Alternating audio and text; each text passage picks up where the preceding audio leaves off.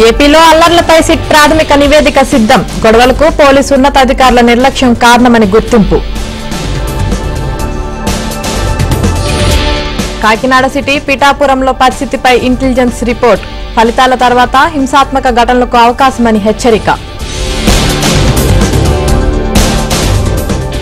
ఎన్నికల్లో జగన్ ఓటమి ఖాయం. మరోసారి తేల్చి చెప్పిన ప్రశాంత్ కిషోర్. ప్రశాంతమైన పల్నాడులో అగ్గి రాజేశారు. వైసీపీ నేతలపై ఎంపీ లావు కృష్ణదేవరాయలు ఆగ్రహం.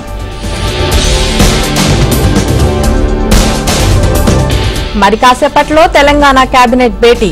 అకాల వర్షాలు, పంటల ప్రణాళికపై చర్చ. బెంగళూరు ఎలక్ట్రానిక్ సిటీలో రేవ్ పార్టీ. మంత్రి కాకాని గోవర్ధన్ పేరుతో పాస్ ఉన్న కారు స్వాధీనం.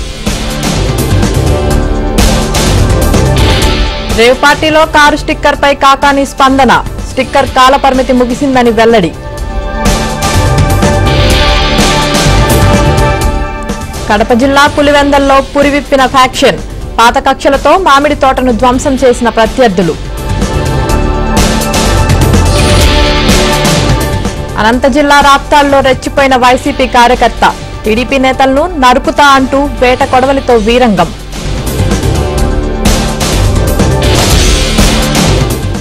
కొత్త వీసీల నియామకానికి ప్రభుత్వం కసరత్తు. అవకతవకలు జరగకుండా సీఎం రేవంత్ రెడ్డి చర్యలు.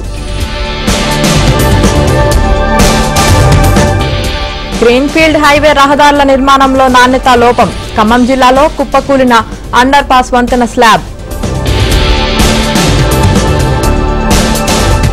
తెలంగాణ వ్యాప్తంగా కొనసాగుతున్న ఎల్లో అలర్ట్. మరో 3 రోజుల పాటు మోస్తారు నుంచి భారీ వర్షాలు.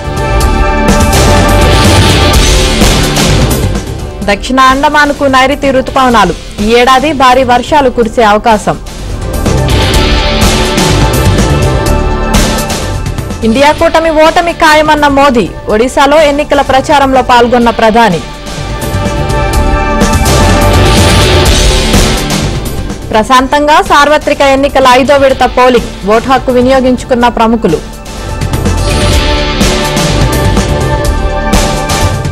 నేటితో కవిత జ్యుడిషియల్ కస్టడీ ముగింపు. వర్చువల్ గా కోర్టులో హాజరుపరిచే అవకాశం. తొలి తెలుగు తేజం. 3 రంగుల జాతీయ జెండా చూపించిన గోపి తోటకూర.